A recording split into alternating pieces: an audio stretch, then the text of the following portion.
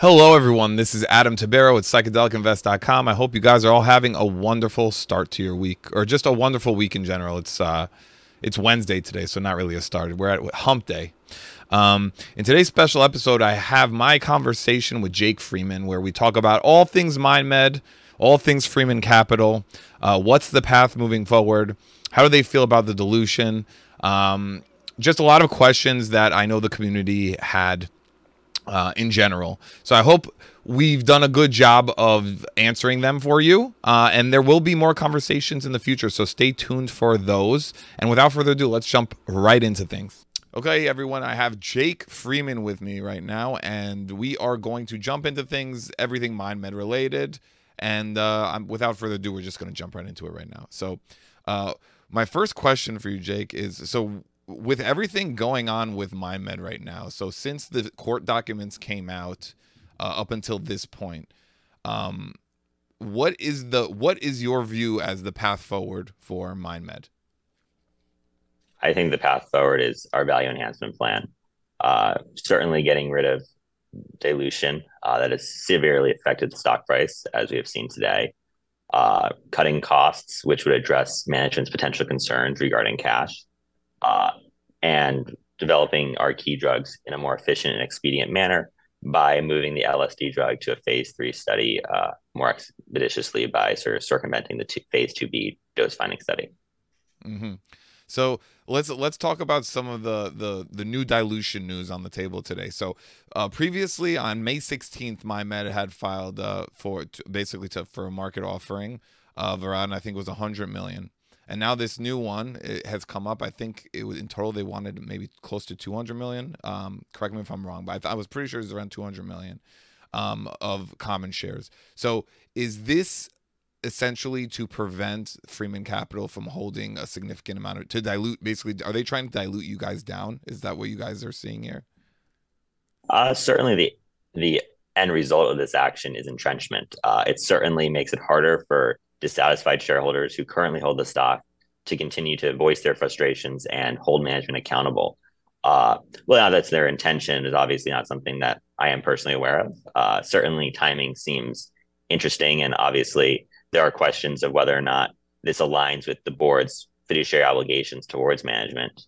But I cannot comment, obviously, on their exact motivations, other than the fact that the practical application of it is significant entrenchment, and it ultimately raises cash at a time they do not need to raise cash and at basically the detriment of their share price, which seems to be the only reason is to simply dilute.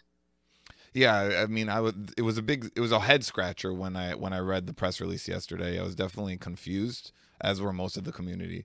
So, in terms of the way the community has been receiving this, I feel like it's Freeman Capital in general has been a bit polarizing. Like some people are very gung ho and on board with what you guys are trying to do, and then some people are pushing back a little more. And the sentiments that they echo are that the stock downturn with MindMed only started when you guys entered the picture. So I just want to give you a chance to kind of respond to that. Yeah. Sure. I think, the stock price reacted positively to our value enhancement plan. I think the more telling thing is the stock price has really come down since the reverse split and not since we kind of got involved in this whole situation. And I think that's really telling. I think the continued dilution today is really hammering home this idea that, management has really not been engaging in actions that are pro shareholder value. The reverse split, as we talked to management during our first discussion, can embolden short sellers. And indeed, we saw that. I think I remember reading on Bloomberg that a group ended up shorting about 0.5% of MindMed's shares a week or two ago.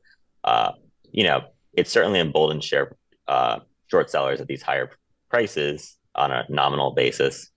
And, there's obviously other implications that it shows that management does not have a great strategic vision at this time. And I think that's also really echoed by this share dilution. If management had such a great strategic vision, there's really no need for them to issue shares at these prices, really below or really at or below cash value. I think it's all very telling, and it really juxtaposes management claim that they have confidence and that they're kind of unwavering in their plan, while simultaneously selling their shares every month immediately upon receiving them for quote unquote tax purposes. If they can't shell out $100,000 a year for the quote unquote taxes from us giving them shares, when they're getting paid $700,000 a year in cash, I think it's telling that they really don't have any confidence in their own plans. Understood. And yeah, that I definitely hear what you're saying there. Now, in terms of the conversations that Freeman Capital had with MindMed, can you just give us any? Is there anything you're at liberty to talk about in regards to that? Sure, we'd like to provide some detail on those conversations. So basically, the way we felt the conversations went were sort of management was at the beginning somewhat interested in kind of learning about the plan, and we sort of provided them with as much detail as we could at the time. Ultimately, management sort of stonewalled us and stalled for a considerable number of weeks in actually giving us a counteroffer. And the counteroffer they gave us was not in the same ballpark as you would hope for. And while we're not going to get into specifics, it essentially punted the entire sort of discussion of change to really May, June of 2023. It really did not address anything immediately or substantively. And we really feel that it's important to address these issues now. I mean, since they sort of gave that proposal to us, the stock price is down an absurd amount. I think probably about 2/3 to a half, depending on the exact timing. I'm not familiar with the exact share price on each day. Uh, so, it's really telling that, management has not really been a value add in this scenario. And I don't think I think their counteroffer was, if anything, a trap. And not a good faith negotiating tactic. I understand, and I guess to bring this back, is there why do you think the main reason MindMed did this was just essentially to circumvent you guys in regards to the dilution? Look, I think it's definitely a big indication that management has no intention of sort of looking out for what's best for their shareholders, especially their long-term shareholders. It certainly circumvents a big idea of ours, which is don't have dilution at these prices. And if you look at Atai, I believe they did a non-dilutive financing offer. And I imagine that's something that as prices sort of come down, I imagine this is going to be something common in a lot of other psychedelic and biotech companies. We told them in our first meeting with them sort of how they should structure a preferred stock offering to really maximize value to shareholders while retaining some optionality by leveraging the implied volatility that, I mean, they did note in their supplementary prospectus. I think it's really something important to note, though, is that under SEC regulations, if you actually have a plan, like a solid, concrete plan to use the funds, you have to disclose it in the use of proceeds section. On the fact they just sort of ballparked it to general corporate uses and sort of very vague terms that could really mean anything, and in fact, they even qualify them with even vaguer terms. Really shows that there isn't some like grand, real emergency need for cash. This is just sort of them raising cash because it's convenient, I guess, for them to raise cash, or they're either tone deaf to shareholders' plights here, or they're really engaging in actions that could be construed as defensive. Yeah, so I tend to shift more towards the defensive because, like I said in my video the other day, there's no way they are not like they don't have people on staff who are aware of what the optics of the dilution, the press release yesterday would do to the stock price. There's no way they weren't aware of that, and if they weren't aware of that, that's terrifying. But like I would bet that they were definitely very well aware of that. So it seemed like this was something that they rushed out there and they really wanted to just kind of like pull the Band-Aid off already. So coming from what I just said, you guys had taken regulatory action to delay the last dilution that they had put on the table. Can you speak more on that? Sure. So under Canadian law, and it's sort of we've sent letters to certain exchanges pursuant to various Canadian laws that I'm not an attorney, but essentially reminding them of their various obligations to prevent against entrenchment, deceptive actions, private placement, and various other obligations, which effectively would prevent or help impede the use of a shelf registration such as the one had previously. Under, I think, basic Canadian law is sort of more amenable to prevention of defensive bids than is American law, which really offers no remedy. So in terms of, so were you guys successful in making that happen? I think the action of them having to create a whole new one kind of speaks for itself. I mean, they could have used their previous shelf registration. Obviously, they could always challenge whatever we kind of came up put the forth, but I think they decided to go a different way, which obviously I don't have their inner workings of their legal strategy, but it seems to be that they decided to sort of take a different route.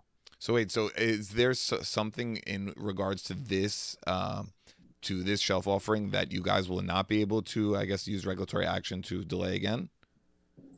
We have been talking with our lawyers about this. There are various options at our disposal, and we are currently evaluating them. One of them is to request an emergency hearing before the British Columbia Securities Commission, uh, among other things such as shareholder oppression lawsuits. However, at this time, we have not committed any such action, and we are evaluating all our options. We do, however, think the more prudent option is sort of to really go public and really hard and hammer that this is unacceptable action and shareholders will hold management accountable. And essentially, that's the most pressing thing, is to really get a public sort of quote unquote revolt against this action. We basically want people who are potentially likely there is somebody who might be sort of lined up, because underwriters tend to sort of line people up previously. you know and the goal is really, we want to show them that if they come here, it's not going to be they're going to have some interesting experiences here. We are not going to take too kindly to this dilution, and this entrenchment will have consequences. So building on that, so then where do you see the path forward in terms of, well, all right, let's say it's we want to be aligned with retail. So once you have, I guess, retail aligned with you, what is the path forward in terms of getting MindMed to start to fall in line, or to act more favorably in terms of retail in general? Look, I think this is something that everyone can get behind. We want and we demand we are going to formally request under British Columbia law a requisitioning of a shareholder meeting in which we are going to give every shareholder the opportunity to vote on current management as well as our sort of slate of directors that we will potentially be putting forward. And I don't think at this time we can solicit anyone to vote anyway, but likely we will be putting forth a control slate. And we basically want to put this before the shareholders. I think the shareholders deserve the right to hold management accountable if they so deems that management has acted against their interests. We obviously believe they have acted against shareholders' interests, and we are attempting to do that as expeditiously as possible under British Columbia law. That is something that does not, however, is not an overnight remedy. This is something that will take some time, but regardless of the way people feel, we want people to turn up and vote. It's sort of a cliche from the political field, but this is a referendum effectively on, or this will likely be a referendum on management and their practices over the past 12 months. So as far as what I'm understanding right now, so the management is what you guys have the biggest problem with, right? Well, effectively, the way these proxy fights work is you have to basically get a control slate on the board. So that means having the majority of directors on the board. And at that point, you sort of can pick and choose management. So basically, that is what we are focusing on, is basically getting a control slate on the board. What that exactly looks like, whether that means the removal of some board members or just the addition of more board members will depend. That will depend on sort of various factors, and we're in discussions about what exactly that will look like. But ultimately, it's about letting shareholders the opportunity to change sort of who's in charge of management. Understood. So my next question would be: so I've spoken a lot about Robert Barrow on my channel and how, in general, I'm not the biggest fan of his. I think that he does, in conversation, he sounds great, as most CEOs do. But in terms of some of the substance behind what he's talking about, so like one of the things that really struck me, and I've mentioned on my channel a bunch of times, where he talks about IP and not going public with IP because you don't want to tip off competitors and whatnot, and waiting to only file IP when it was innovative technology or something like that. Meanwhile, years pass by, MindMed has not much to show for it in regards to IP. So it's like in terms of how do you feel about Robert Barrow? Do you feel he's doing a good job? Do you feel he could be doing a better job? Do you feel he's doing a horrible job? Look, I think I'm not going to speak directly to Mr. Barrow, but I think we really lost faith in the ability of management and the board to really act in shareholders' best interests. Obviously there are some statements that we feel were problematic potentially about that Robert Barrow made, but we're not going to comment on them at this time. No problem. So then, moving forward, so the first thing you guys would do was get the votes in and try and, I guess, change the amendment. And is there more of a path forward you can lay out for us? Yeah, I can lay out a little bit more forward of the path. So essentially, the way the path forward works is under Canadian law, if you have 5% of the shares outstanding at the time, you can formally requisition a shareholder meeting, and that basically you send them a letter sort of describing exactly what you want to vote on, and they have 21 days to either call their meeting themselves or you have the option to call them. Typically, what happens is, because it's the advantage of management, they will call the meeting for us, and then they'll usually punt it between 2 and 3 months. Ideally, we might be able to force it down close to the 2-month frame, just because of all these actions that management is taking, and obviously the displeasure of shareholders. The law is pretty ambiguous as what exactly is the correct time frame, but we think that we could probably get it within 2 or 3 months. And so really that's the first bit, is sort of just getting the meeting on the books. The next bit is a little more complicated. At this time, we're not going to comment because of various legal implications that it has.